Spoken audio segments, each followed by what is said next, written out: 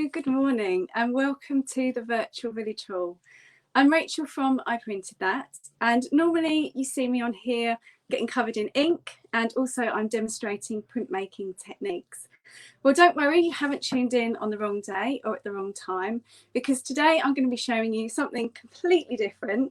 I'm going to show you how to force spring bulbs for some indoor winter colour and scent. If you follow me on social media, on Instagram or Facebook, then you might often see me feature my allotment in my stories. I've worked it for about 16 years. I'm a keen gardener, and this is something that I do every single year when the nights draw in and when the spring bulbs start appearing in the shops. It's just the right time to do it, and it ticks these boxes. It's simple, it's quick, and it won't cost you much money either. So I'm going to show you what you need, and then we're going to get started. So to start with, I've got my container. So I like to use a glass container so that I can see the roots growing. You can use maybe sort of a large jam jar or something that's had pickles in it. You can also use a mason jar or the lapalfe jars. This was actually from a scented candle. The wick had burned down. I removed the wax. I then heated it very, very gently in the microwave, removed any residue wax with paper towel, peeled off the label, removed any stickiness just with some nail varnish remover, gave it a good wash, and then that's my jar. So it's a great way to reuse glass jars as well. So that's the jar that you're going to need. You're going to need some pebbles, enough for about 3 or 4 layers in the glass. Some twigs, either willow or silver birch or hazel. This is just going to give you a structure to be able to support your plants as they grow. You'll need the all-important bulbs. So go for the Narcissus Paperwhite. Hyacinth bulbs or tulips, they actually need a dark, cold, dormant period to encourage growth. Now, because the daffodil family are from the Mediterranean, they don't need that. So this is perfect for doing now. You don't need to chill them. You don't need to put them in the dark. So it's Narcissus Paperwhite bulbs that you want. You'll see lots of them in the shops at the moment. And as you can see, these ones cost me £2 for 3 bulbs. The bulbs normally come in a plastic bag that's attached to the label. Now should be able to see the bulbs, and make sure when you do that you choose them and you're looking for bulbs that are plump, firm, and also don't show any signs of rot. Okay, so that's Narcissus Paperwhite bulbs that you need for this particular forcing.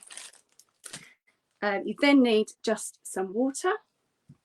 And I think that's everything. I told you it was simple. Okay, so I'm just going to slant you down just very slightly so you can see exactly what I'm doing.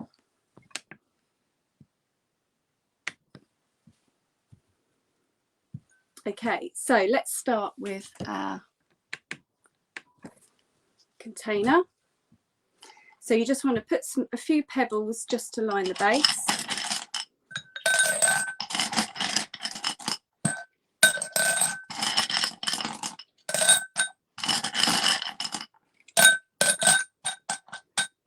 Just cover that, so just maybe sort of a couple of layers. Then nestle your bulbs in.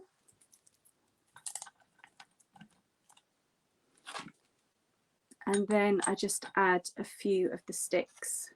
So this will create the cage, adds a bit of structure as well while they're growing. And it's going to be support as well, because these will grow to about 30 to 40 centimetres in height. And I think they look nicer than maybe just sort of tying them up and adding a last minute sort of bamboo stick. This means that they're going to look really nice the whole way through growing. So I'm just going to support those with my hand while I just add some more pebbles, which will hold in place the bulbs and also those twigs.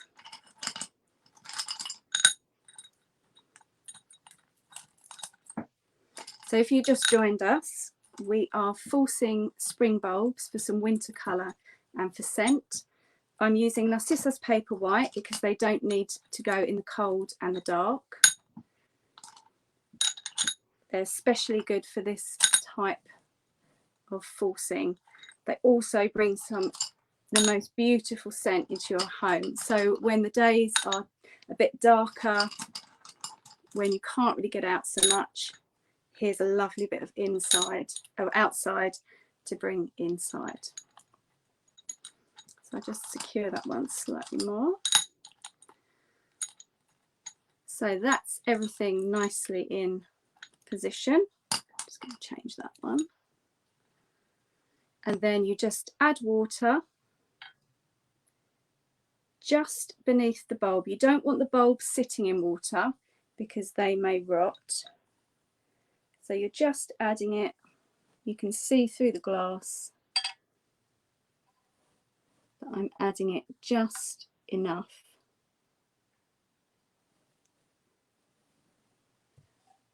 to come just below the bulb. That will encourage the roots. The bulbs will know that the water's there, that there's moisture. That will encourage the roots to go down and to start growing and pushing the leaves and the buds up.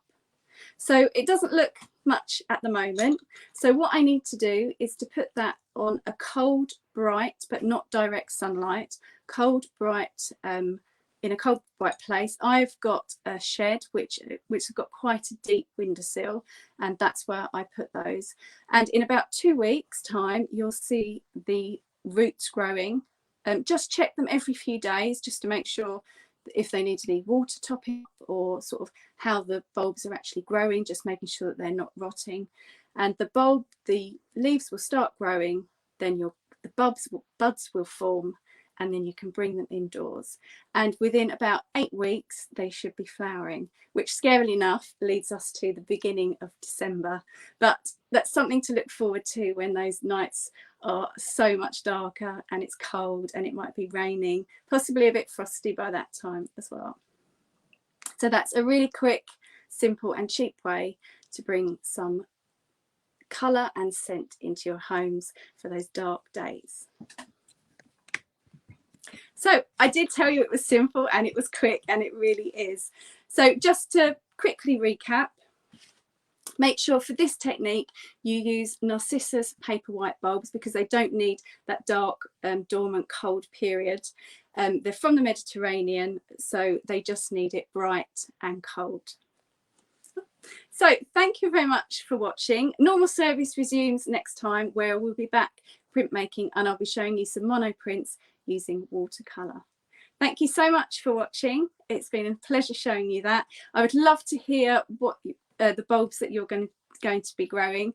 Please do take some photos when they flower. We always love to see your photos and your comments on the virtual village hall. Just pop in the comments, say hi. I will go through afterwards and answer all of the questions, and yeah, just have a general chat with you. Thank you so much for watching, and I'll see you again soon. Bye.